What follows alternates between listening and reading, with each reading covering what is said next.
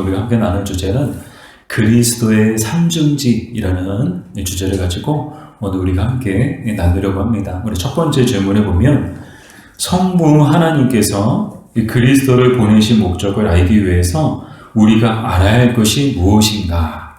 라고 질문하고 있죠. 여러분, 우리가 알아야 될 것이 뭘까요? 하나님께서 이 땅에 예수 그리스도를 보내주셨죠. 이 보내주실 때 분명한 목적을 가지고 보내주셨죠. 그 목적이 무엇인가 우리가 알기 위해서 우리가 알아야 할 것이 있다는데 그게 뭘까요? 자, 우리 요한복음 4장 25절 말씀을 우리 같이 읽어보겠습니다. 여자가 이르되 메시아 곧 그리스도라 하느니가 오실 줄을 내가 아노니 그가 오시면 모든 것을 우리에게 알려주시리이다. 아멘. 자, 이 하나님께서 이 그리스도를 이 땅에 보내주셨는데 그 보내주신 목적을 알기 위해서 우리가 알아야 할 것은 무엇인가? 결론부터 말씀을 드리면 그리스도께서 맡으신 직무를 알아야 한다는 걸. 즉 그리스도의 직분이 세 가지가 있으신데 그 세 가지 직분이 무엇인지를 알 때 우리는 그리스도를 이 땅에 보내신 하나님의 목적이 무엇인지를 우리는 알 수 있다는 거예요. 그 왜 이 그리스도의 직분을 알아야 이 그리스도를 보내신 목적을 알 수 있는가? 그 이유는요, 그리스도께서 이 땅 가운데서 직분을 행하셨는데 그 행하신 것이 결과적으로 모든 것이 다 그 행하신 모든 것이 또 맡으신 그 직무가 모든 것이 다 하나님이 그리스도를 보내신 목적과 연결되기 때문이죠. 바꿔 말씀을 드리면, 쉽게 말씀을 드리면 이 하나님은 분명한 목적을 가지고 예수님을 이 땅에 보내주셨어요. 그래서 예수님은 이 땅에서 철저하게 그 하나님이 보내주신 목적에 충실한 삶을 사셨다는 거예요. 먹든지 마시든지 무엇을 하든지 다 그리스도를 보내신 그 하나님의 목적에 맞게끔 예수님은 사신 줄 믿습니다. 정말 예수님의 삶 가운데에는 후회가 없는 삶을 사셨죠. 우리는 우리의 삶을 되돌아보면 여러분 좀 후회가 있으세요? 후회가 없으세요? 대부분의 사람들이 이 지나간 삶에 대해서 좀 다소 아쉬워하고 또 후회하시는 분들이 많아요. 저 역시도요, 제 인생을 되돌아보면 좀 후회가 돼요. 그때 더 열심히 할걸. 그때 더 정말 노력할걸. 그런 아쉬움과 후회가 남거든요. 그러나 예수님의 삶은요, 이 33년이라는 짧은 삶을 사셨지만 결코 후회 없는 삶을 사신 줄 믿습니다. 예수님은 먹든지 마시든지 무엇을 하든지 모든 것이 다 하나님이 그를 보내신 목적에 맞는 그런 충실한 삶을 사셨다는 거예요. 이것을 통해서 우리가 알 수 있는 것은 무엇인가? 우리에게 주시는 영적인 교훈은 무엇인가 하면 우리도 그러해야 한다는 것입니다. 이 분명한 목적이 있어서 하나님이 이 땅에 저와 여러분을 만드신 줄 믿습니다. 또 이 땅에 보내신 줄 믿습니다. 또 오늘도 우리가 숨쉬고 있는 이유는 분명한 목적이 있기 때문에 하나님께서 오늘도 저 여러분으로 하여금 숨쉬게 하시고 또 오늘 이 예배 자리에 나올 수 있도록 허락해 주신 줄 믿습니다. 그러니까 이 땅에 존재하는 모든 물건들도 마찬가지죠. 목적 없이 존재하는 것은 아무것도 없어요. 의자도 책상도 마이크도 핸드폰도 옷도 다 분명한 목적을 가지고 만들어졌죠. 하물며 사람도 이 하나님이 이 땅에 만드실 때는 분명한 목적을 가지고 이 하나님의 인간을 만드신 줄 믿습니다. 자, 그래서 이 우리의 삶이 늘 이 목적에 충실한 삶이 되었으면 좋겠습니다. 그럼 우리도 어떻게 살아야 돼요? 고린도전서 10장 31절에 기록되어진 것처럼 먹든지 마시든지 무엇을 하든지 다 무엇을 위해서요? 하나님의 영광을 위해서 해야 하는 줄 믿습니다. 그러니까 하나님 영광을 위해서 이 건강하게 먹고 끼니를 거르지 않고 이 건강을 위해서 열심히 먹고 또 무엇을 하든지 공부를 하든 일을 하든 늘 하나님의 영광을 위해서 열심히 해야 하는 줄 믿습니다. 그것이 정말 우리를 이 땅에 보내신 목적에 충실한 삶이라고 믿습니다. 바라기를 우리 교회도 정말 하나님이 이곳에 우리 작은 목자교회를 세워주신 그 목적에 충실한 교회가 되기를 간절히 소망합니다. 하나님이 아무 이유 없이 이곳에 교회를 세우셨을까요? 아니요. 하나님은 분명한 목적을 가지고 이곳에 우리 작은 목자교회를 세워주신 줄 믿습니다. 그래서 우리 교회도 정말 그 목적에 세우시고 부르신 그 목적에 충실한 교회가 되기를 간절히 소망합니다. 여러분도 많고 많은 교회가 있어요. 정말 교회가 없어서 여기까지 오시는 게 아니잖아요. 용인의 교회가 없어요? 수원의 구운동의 교회가 없어요? 아니요. 병점의 교회가 없어요? 아니요. 교회 엄청 많거든요. 정말 100m 안에 교회가 몇 개가 있거든요. 그만큼 교회가 많지만 특별히 하나님께서 이 작은 목자교회로 우리 교회로 불러주신 데는 분명한 목적이 있으신 줄 믿습니다. 이 분명한 목적이 있어서 저와 여러분을 이곳으로 이 작은 목자교회로 불러주신 줄 믿습니다. 그래서 우리도 이 작은 목자교회에 불러주신 그 목적이 무엇인지 하나님 앞에 구하고 또 그 깨달음 가운데 그 목적에 충실한 성도의 삶을 살아갈 수 있는 저와 여러분들 되기를 주님의 이름으로 축복합니다. 자, 그럼 그리스도께서 맡으신 3가지 이 직분이 있으셨거든요. 그래서 첫 번째는 선지자로서, 두 번째는 왕으로서, 세 번째는 제사장으로서의 직분을 갖고 계셨어요. 그래서 한 가지씩 우리가 살펴볼게요. 자, 먼저 선지자로서의 직무는 무엇인가요? 선지자는 누굴까요? 선지자는 뭐 하는 사람일까요?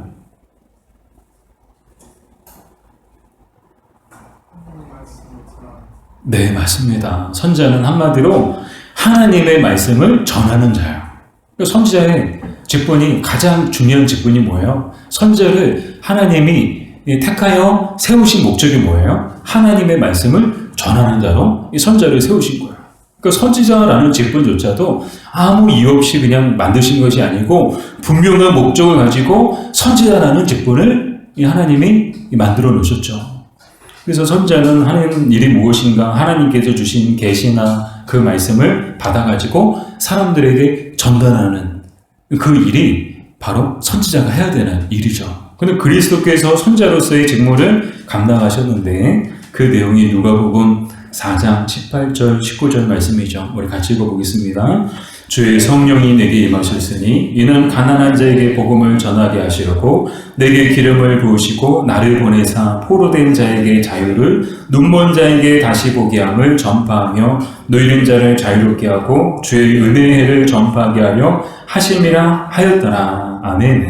자, 예수님께서 하신 말씀인데 이 말씀은 이사야서 61장 1절 말씀을 인용하신 것입니다. 예수님께서 이사야 선지자의 말을 인용하신 이유는 무엇인가 하면 바로 이사야 선지자가 예언했던 그 선지자가 바로 당신이심을 드러내시기 위해서 이 말씀을 하신 거예요. 내가 곧 이 선지자의 직분을 가지고 이 땅에 온 이 메시아이심을 말씀하시는 거죠. 그래서 이제 구약시대에도 사실 이제 많은 선지자들이 있었어요. 근데 이제 구약시대 많은 선지자들과 예수님의 차이는 무엇인가? 그 차이점을 크게 세 가지로 이야기할 수 있는데요. 첫 번째는요, 구약의 선지자들은 하나님께서 주신, 즉 하나님께로부터 받은 계시나 그 말씀을 받아가지고 전달하는 그런 선지자들의 모습을 보게 됐죠. 그런데 예수님은 어때요? 하나님께로부터 받은 말씀, 하나님께로부터 임한 말씀을 전하는 그런 선지자가 아니고 예수님 스스로 이 하나님의 말씀이셨죠. 그래서 하나님의 말씀이 육신의 모습을 입고 이 땅에 오셨는데 그 말씀이 누구예요? 그 육신의 옷을 입고 오신 분이 누구예요? 바로 예수님이시죠. 즉 그러니까 이 구약시대 선지자들과 예수님의 가장 큰 차이는 뭔가? 이 구약시대 선지자들은 받은 말씀을 전했지만 예수님 당신이 이미 하나님의 말씀이시기 때문에 이 하나님의 말씀이고 예수님이 전하시는 말씀이고 이 하나님의 이 말씀이라는 거예요. 그런 차이를 갖고 있고요. 두 번째는 구약의 선지자들은 어떤 신분을 갖고 있었는가 하면 하나님의 종의 신분을 가지고 있었습니다. 즉, 이 선지자도 이 하나님의 종이거든요. 하나님의 일을 감당하기 위해서 이 하나님이 택하여 세우신 종들이죠. 그러나 예수님은 어떤 신분을 갖고 이 선지자적 사명을 감당하셨는가 하면 바로 하나님의 아들이시라는 이 신분을 가지고 이 선지자 직분을 감당하신 줄 믿습니다. 즉 신분적으로 다른 거야. 이 구약의 선지자들은 하나님의 종이죠. 종의 신분으로, 종의 자격으로. 그러나 예수님은 하나님의 아들의 신분으로 하나님의 아들의 자격으로서 하나님의 말씀을 전하는 그런 선지자적 사명을 감당하셨죠. 더 놀라운 것은 무엇인가 하면 또 하나님의 아들이시기도 하지만 또 예수님은 또 누구세요? 또 하나님 자신이시죠. 이 선지자들은 어땠어요? 구약의 선지자들은 종의 신분으로 그저 주인이신 하나님의 말씀, 왕이신 하나님의 말씀을 대신 전달하는 역할만 했어요. 그러나 예수님은 친히 그 하나님의 아들의 신분이시고 또한 하나님 당신의 신분으로서 이 선지자적 사명을 감당하셨다는 것이 이 두 번째 차이고요. 세 번째 차이는 뭔가 하면 구약의 선지자들은 오실 메시아에 대해서 예언했죠. 즉 장차 이 땅에 오실 메시아에 대해서 예언했던 것이 이 선지자들의 예언이고, 근데 예수님은 어떤 차이점을 갖고 있는가 하면 이 모든 예언의 성취자이시자 또한 모든 계시의 완성자로서 이 땅에 오셨다는 거예요. 그러니까 오실 메시아에 대해서 구약의 선지자들이 열심히 전했지만 예수님은 뭐예요? 그 구약 선지자들의 그 계시의 완성이자 또 그 모든 예언의 성자로서 이 땅에 오신 메시아이시다라는 것을 우리가 알 수 있죠. 이런 차이를 갖고 있는데, 자, 이제 중요한 게 뭔가 하면 예수님은 이 모든 이 선지자적 이 직무를 어떻게 감당하시는가? 바로 성령의 그 동역하심을 통해서, 그 성령의 그 일하심을 통해서 이 모든 이 직분을 감당하셨다는 거예요. 이 선지자적 직분을 감당하셨다는 거죠. 자, 여기서 이제 우리에게 주시는 영적 교훈이 있는데요. 예수님도 그 선지자적 직분을 감당하실 때 이 성령의 그 동역하심이 있었다는 거예요. 이 말은 무슨 말인가 하면 오늘 우리에게도 직분이 주어졌죠. 뭐 교회에서 집사로, 또 가르치는 자로, 또 먼저된 자로. 이 하나님께서 참 거룩한 직분을 저와 여러분에게 주신 줄 믿습니다. 정말 과분한 직분이죠. 정말 과분한 직분이에요. 저는 그렇게 생각해요. 제가 목사라는 그 직분을 감당할 만한 자격이 있느냐? 여러분, 제가 자격이 있어 보이세요? 네. 네, 감사해요. 이렇게 그렇게 봐주셔서 감사한데, 제가 제 스스로 볼 때는 자격이 없어요. 너무 과분한 거야. 저 같은 사람이 어떻게 이 목사의 직분을 받고 이 목사의 직분을 감당한다는 것 자체가 정말 과분한 일이죠. 정말 하나님의 일을 하고 또 교회를 섬기는 직분을 받는다는 것 자체는 참 두렵고 떨리는 거예요. 어떤 분들은 직분을 계급으로 생각하시더라고요. 그래서 이렇게 직분이 올라갈 때마다 승진한 것처럼, 계급이 승진한 것처럼 이게 목이 빳빳해지시고 그런 분들이 계시더라고요. 근데 결코 직분은 계급이 아닙니다. 직분을 주시는 이유는 섬기라고, 교회를 섬기고 하나님을 섬기라고, 하나님의 일을 감당하라고, 봉사하라고 이 직분을 주시는 것이지 결코 구일만 하고 또 그것을 자랑하라고 이 직분을 주시는 건 아니에요. 그러니까 한마디로 직분을 주시는 이유는요, 일하라고 주시는 거예요. 근데 일을 안 하는 직분자분들이 계세요. 그거 어떻게 해요, 그거를? 그 직무유기 아니에요? 일하라고 직분을 드렸는데 일을 안 하면 직무유기 아니에요?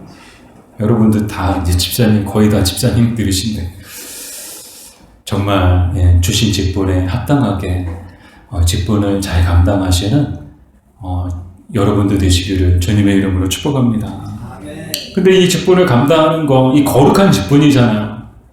이 얼마나 거룩한 직분이에요. 근데 이 직분을 감당하는 것은 개인의 노력과 개인의 의지만으로는 안 된다는 거예요.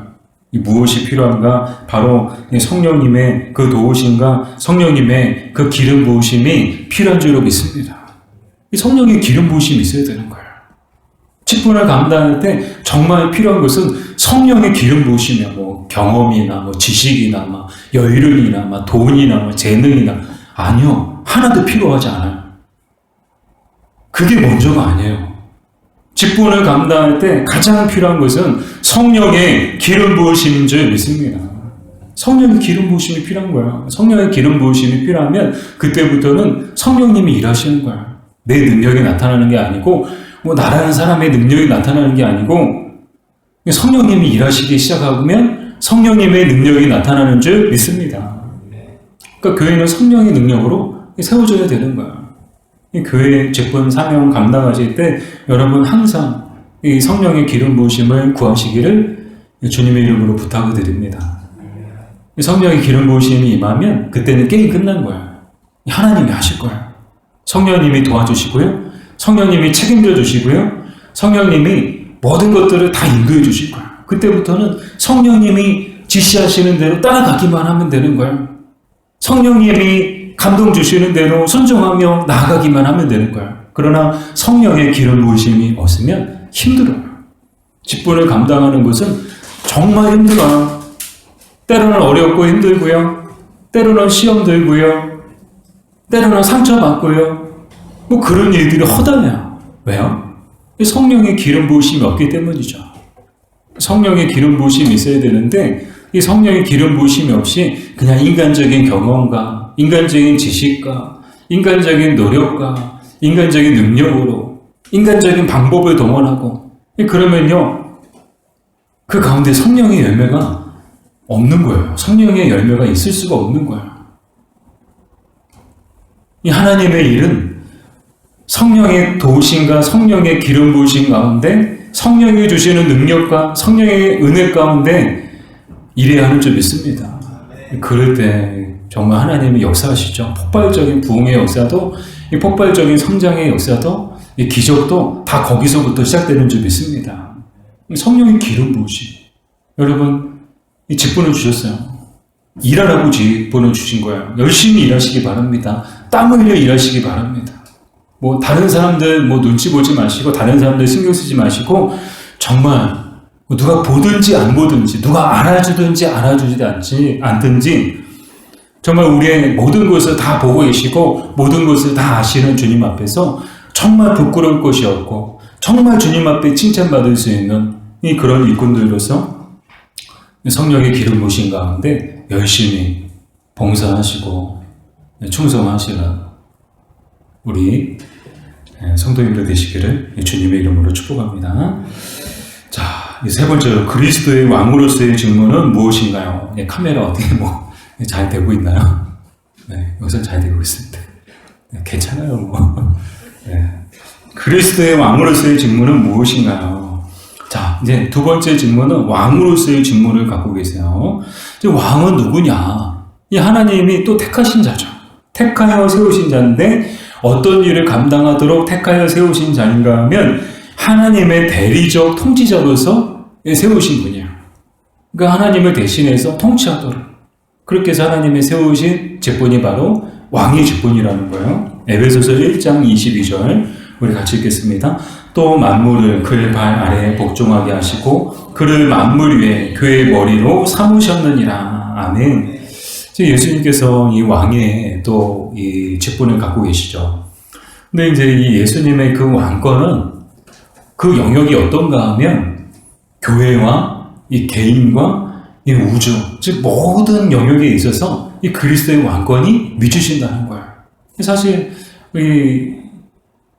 지금은 이제 왕정 시대가 아니지만 그 역사 가운데 왕정 시대가 있었잖아요. 근데 그 많은 왕들이 있었어요.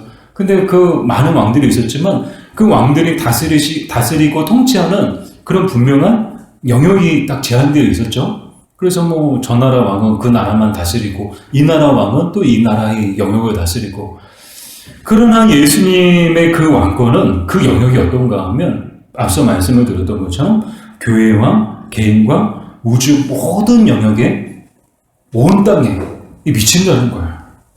그래서 예수님께서 이 왕권을 가지시고 하시는 일은 뭔가 하면 이 모든 우주 만물과 교회와 또 개인을 다스리시고 지키시고 돌보시는 일을 하시는 줄 믿습니다. 또 특별히 교회를 위해서 또 교회에 대하여서도 예수님은 이 왕권을 가지시고 친히 교회의 머리가 되셔서 이 교회를 다스리시고 또 통치하시고 또 돌보시고 또 보호해 주시는 줄 믿습니다. 우리 교회도 그런 거예요. 우리 교회의 머리는 예수님이신 거예요. 즉 우리 교회의 주인은 예수님이시고 이 교회를 다스리시고 통치하시고 돌보시는 분도 예수님이신 줄 믿습니다. 저는 이제 제가 단임 목사지만 사실 저는 부목사 하고 싶어요. 저 영원히 부목사 하고 싶어요. 우리 교회 담임 목사님은 예수님. 우리 교회 담임 목사님은 예수님이고 저는 그냥 부목사 하고 싶어요. 근데 오늘날 이제 이 교회들을 보면 교회의 머리가 예수님이신데 교회의 머리가 예수님이 아니고 사람들이 교회의 머리가 되어 있는 이 교회들을 종종 볼 때가 있습니다. 그 교회의 주인이 사람이에요. 그 머리가 사람인 거예요. 그래서 사람들에 의해서 교회가 좌지우지 되는 모습들을 보게 되죠. 정말 안타까운 모습이라고 생각해요. 우리 교회는 절대 그런 일이 없기를 바랍니다. 사람들의 뜻에 의해서 교회가 이리 흔들리고 저리 흔들리고 그런 교회가 되지 않기를 바랍니다. 온전히 예수님의 뜻에 따라서 예수님의 다스리신 가운데 순종하고 복종하는 그런 성도들로 가득한 우리 교회가 되기를 간절히 소망합니다. 그래서 저도 담임 목사지만 담임 목사의 직분을 갖고 있지만 우리 교회의 모든 사역과 또 우리 교회가 나아가야 될 방향이 뭐 저 한 사람에 의해서 막 결정되어지고 그래서 제가 막 키를 이쪽으로 내리면 다 이쪽으로 가고 키를 오른쪽으로 내리면 다 오른쪽으로 가고 그래서 저 한 사람에 의해서 교회가 이리 갔다가 저리 갔다 하는 교회가 아니고 정말 우리 교회의 머리이신 예수님의 그 가르치심과 또 예수님의 그 지시하심을 따라서 다 같이 나아갈 수 있는 우리 교회가 되기를 간절히 소망합니다. 그런 교회가 되었으면 좋겠어요. 우리 인생도 마찬가지죠. 우리 인생의 주인은 바로 예수님이신 줄 믿습니다. 우리 옆에 분하고 인사할까요? 당신의 주인은 예수님이십니다. 당신의 주인은 예수님이십니다. 네, 우리 최상렬 집사님의 주인은 예수님이세요. 인생의 주인도 예수님, 가정의 주인도 예수님이세요. 왜요? 피값으로 사셨거든요. 피값으로 여러분 한 분 한 분을 사셨어요. 돈 주고 샀어요. 그럼 누구 거예요? 돈 주고 사신 분의 것이잖아요. 하물며 저와 여러분은 예수님의 피값으로 저와 여러분을 사신 줄 믿습니다. 그러니까 우리의 소유는 누구에게 있어요? 예수님께 있는 거예요. 이 말은 어떤 뜻인가 하면 예수님께서 우리 인생의 주인이 되시고 우리 가정의 주인이 되셔서 우리 인생과 우리 가정을 친히 돌보시고 책임져 주시고 지켜주시고 보호해 주시는 줄 믿습니다. 이런 믿음을 가지고 살아가는 저와 여러분들 되기를 주님의 이름으로 축복합니다. 그래서 우리가 해야 될 일은 교회의 머리시고 또 우리 인생의 주인이시고 만왕의 왕이신 늘 예수님께 순종하고 복종하는 삶을 살아야 하는 줄 믿습니다. 그러니까 우리가 해야 될 일은 순종과 복종인 거예요. 근데 오늘 이 세대의 특징이 뭐예요? 순종하지 않아요. 복종하지 않아요. 말은 그리스도께서 우리 주인이시고 삶의 주인이시고 뭐 왕이시고 고백을 하는데 삶은 그렇게 고백하지 않아요. 그냥 입술로만 머리로만 고백할 뿐이지 삶은 전혀 정반대의 삶을 살아가는 그런 우리의 모습을 보게 되죠. 바라기는 우리 인생의 주인이시고 또 만왕의 왕이신 그 예수님의 그 뜻에 또 그 예수님의 그 가르침에 온전히 순종하고 복종하는 우리가 되어야 하는 줄 믿습니다.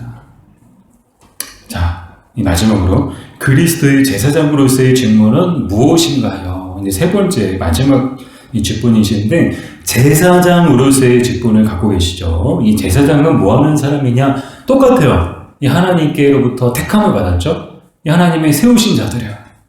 분명한 목적을 가지고 세우신 거예요. 이 목적이 뭔가요? 바로 이 백성들을 대표해서 백성들을 위해서 이 하나님께 속죄의 제사를 드리도록 그런 속죄의 제사를 드리는 일을 감당하도록 세우신 자들이죠. 또 뿐만 아니라 이 제사장들은 이 하나님의 이름으로 백성들을 축복하는 그런 직분을 맡은 자들이에요. 그래서 제사장이 하는 일은 백성들 대신해서 속죄의 제사를 하나님 앞에 드리고 또 백성들을 위해서 날마다 축복하고 그것이 제사장의 일이죠. 예수님께서 제사장으로서의 직무를 감당하셨는데 히브리서 4장 14절 말씀이 바로 그 말씀이죠. 같이 읽어보겠습니다. 그러므로 우리에게 큰 대제사장이 계시니 승천하시니 곧 하나님의 아들 예수시라. 우리가 믿는 도리를 굳게 잡을지어다. 아멘. 예수님이 제사장이신데 그냥 제사장이 아니시고 어떤 제사장이요? 큰 대제사장이라고 이 말씀을 하고 있어요. 바꿔 말씀을 드리면 예수님은 참 대제사장이시다. 제사장들 중에서도 최고의 제사장이시라는 거야. 또 제사장들 중에서도 영원한 제사장이시라는 거야. 그러면 예수님이 큰 대제사장, 참 대제사장이 되시는 이유는 무엇인가? 크게 두 가지 이유가 있는데요. 첫 번째는요. 예수님은 아론의 반차에 따라서 제사장이 되신 것이 아니고 영원한 살림의 왕 멜기세덱의 반차를 쫓아서 대제사장이 되셨기 때문이에요. 좀 어려운 말일 수 있는데요. 구약시대 제사장이 되려면 아론의 가문 출신이어야 됐어요. 그러니까 혈통적으로 사법고시 보고 그렇게 해서 제사장이 되는 것이 아니고 누구나 제사장이 될 수 있는 것이 아니고 오직 혈통적으로 아론의 가문에서 태어난 사람들만 제사장이 될 수 있었던 거예요. 근데 예수님이 아론의 가문에서 태어나셨나요? 아니요. 아론의 가문에서 태어나지 않으셨어요? 그 예수님은 아론의 가문에서 태어나지 않으시고 우리가 잘 알고 있는 것은 다윗의 그 자손을 통해서 이 땅에 오셨죠. 그러나 이 예수님은 누구를 쫓아서 대제사장이 되셨는가? 영원한 살림의 왕 멜기세덱의 반차를 쫓아서. 이 멜기세덱이 누굴까요? 이 구약에 등장하는 제사장이죠. 근데 한마디로 이 멜기세덱은 누구를 말하는가 하면 이 그리스도를 예표하는 인물을 뜻해요. 즉 그리스도의 모형이 바로 멜기세덱이었던 거예요. 그 혈통적으로 아론의 자손을 통해서 오신 것이 아니고 영원한 샬롬의 왕, 이 멜기세덱의 반차를 쫓아서 오신 영원한 대제사장이시다. 그것이 이제 예수님이 큰 대제사장, 참 대제사장이 되시는 첫 번째 이유고요. 또한 두 번째 이유는 무엇인가 하면 구약의 제사장들은 우리가 잘 알고 있는 것처럼 양과 송아지 그런 동물의 피로 제사를 드렸는데 예수님은 무엇으로 제사를 드리셨을까요? 똑같이 양과 송아지의 피로 제사를 드리셨을까요? 무슨 피로? 무엇의 피로? 누구의 피로? 예수님의 피로, 당신의 피로 친히 속죄의 제사를 드리시고 희생의 제사를 드리셨죠. 그럼을 통해서 우리 죄의 문제를 단번에 완전히 영원히 해결해 주신 줄 믿습니다. 이 구약시대 제사장들은요, 아무리 양을 가지고 아무리 송아지고 가지고 피의 제사를 드려도 그것은 그냥 일시적인 속죄 효과만 있었어요. 그러니까 죄 지을 때마다 양 끌고 가고 죄 지을 때마다 송아지 끌고 가서 그때마다 늘 피의 제사를 드려도 그거 가지고 완전한 속죄를 이루지 못했어요. 근데 예수님은 단번에 자기를 온전히 들으심을 통해서 우리 죄의 문제를 단번에 완전히 영원히 해결해 주신 줄 믿습니다. 그래서 예수님이 참 대제사장, 또 예수님이 우리의 큰 대제사장이 되시는 줄 믿습니다. 자, 그러므로 우리는 예수님의 그 제사장의 직분을 생각하면서 우리가 해야 될 일은 무엇인가? 히브리서 4장 15절 16절인데요. 우리 같이 읽어보겠습니다. 우리에게 있는 대제사장은 우리의 연약함을 동정하지 못하시리가 아니요 모든 일에 우리와 똑같이 시험을 받으신 이로되 죄는 없으십니다. 그러므로 우리는 긍휼하심을 받고 때를 따라 돕는 은혜를 얻기 위하여 은혜의 보좌 앞에 담대히 나아갈 것이니라. 아멘. 자, 예수님이 지금도 우리의 연약함을 동정하시는 이 제사장의 직분을 감당하고 계시다는 거예요. 이 제사장의 직분, 왕으로서 또 선자로서 또 제사장으로서의 이 예수님의 직분은 아직도 유효하다는 거예요. 아직도 주님은 우리를 위해서 칭의 중보의 사역을 감당하고 계시다는 것이죠. 자, 이것을 생각할 때 우리는 어떻게 해야 되는가? 크게 두 가지로 말씀을 드릴 수 있는데, 첫 번째는요, 그러므로 우리는 긍휼하심을 받고 때를 따라 돕는 은혜를 얻기 위하여 은혜의 보좌 앞에 담대히 나아가야 된다는 거예요. 자, 예수님이 우리의 참 대제사장, 예수님이 우리의 큰 대제사장이심을 우리가 안다면 정말 하나님의 그 은혜의 보좌 앞에 담대히 나아가라는 거예요. 그래서 하나님의 긍휼과 또 때를 따라 돕는 은혜를 얻으라는 거예요. 자, 그러면 이 때를 따라 돕는 은혜란 무엇을 뜻하는가 하면 이 원어로 살펴보면 적절한 시기를 이야기해요. 그래서 정말 도움이 필요한 때 시기적절하게 정말 꼭 필요한 은혜를 부어주시는데 그게 뭔가 하면 바로 때를 따라 돕는 은혜라는 거야. 은혜가 정말 필요해요. 정말 은혜가 아니면 안 돼요.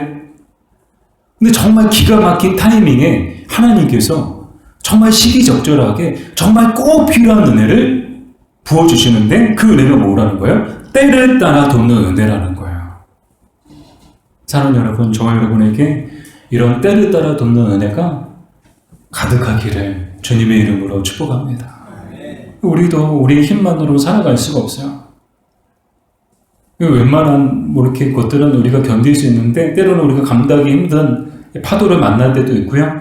감당하기 힘든 어려운 일들을 만날 때가 있어요. 그때 필요한 은혜가 뭘까요? 바로 때를 따라 돕는 은혜인 줄 믿습니다. 하나님의 긍휼인 줄 믿습니다. 그때는 어떻게 되어야 한다는 거예요?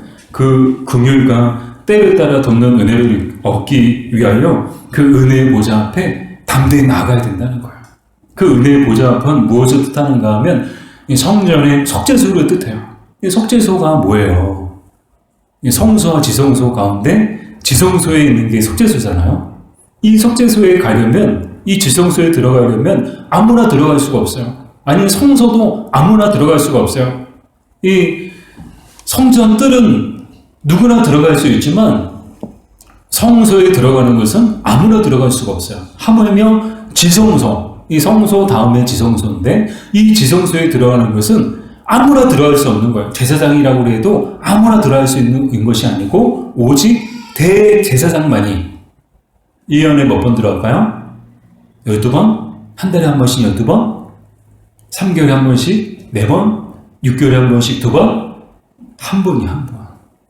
1년에 딱 한 번만 들어갈 수가 있어요. 딱 한 날. 대속죄일에. 오직 한 날만 들어갈 수 있는데 들어갈 때도 발에다가 밧줄을 딱 걸고 들어가요. 종을 달고 들어가요. 왜요? 들어가서 죽을 수도 있거든요. 하나님이 그 자리에서 치면은요, 대제사장은 그냥 죽는 거예요. 그냥 거기서 죽는 거예요. 그때는 사람들이 죽었나 보다 하면 그 안에서 들어가서 이제 대제사장을 데리고 나오는 게 아니고 밧줄을 끌어가지고 대제사장을 끌어내는 거예요. 왜요? 함부로 들어가면 안 되거든요. 그게 어디예요? 은혜의 보좌라는 거예요. 거기가 어디라는 거예요? 은혜의 보좌 앞이라는 거예요. 그러나 너희라는 사실은 정말 예수님이 우리의 참 대제사장, 우리의 큰 대제사장이 되어주심을 통하여서 우리는 언제고 이 은혜의 보좌 앞으로 나아갈 수 있게 된 줄 믿습니다. 은혜의 보좌 앞이 어디요? 바로 이곳인 줄 믿습니다. 바로 여기가 하나님께서 우리에게 허락하신 은혜의 보좌인 줄 믿습니다. 바로 이곳이 구약시대로 얘기하면 석재소인 거예요. 석재소. 아무나 들어올 수 없는 것. 대제사장들이 1년에 한 번 목숨을 걸고 들어가야 되는 것이 바로 이곳이라는 거예요. 근데 우리는 얼마나 쉽게 또 얼마나 자주 이곳에 들어올 수 있나? 이것이 다 그리스도께서 우리에게 주신 놀라운 은혜요 또 사랑인 줄 믿습니다. 그러므로 우리는 하나님의 긍휼과 때를 따라 돕는 은혜가 필요할 때마다 늘 이 은혜의 보좌 앞으로 달려 나오시는 저 여러분들 되기를 주님의 이름으로 축복합니다. 우리 옆에 분하고 인사할까요? 은혜의 보좌 앞으로 나아갑시다. 잘 오셨어요. 여러분 은혜의 보좌 앞에 잘 오셨습니다. 이 은혜의 보좌 앞에 나오는 자들에게 반드시 하나님께서 긍휼을 베풀어 주시고 또 때를 따라 돕는 은혜를 베풀어 주실 줄 믿습니다.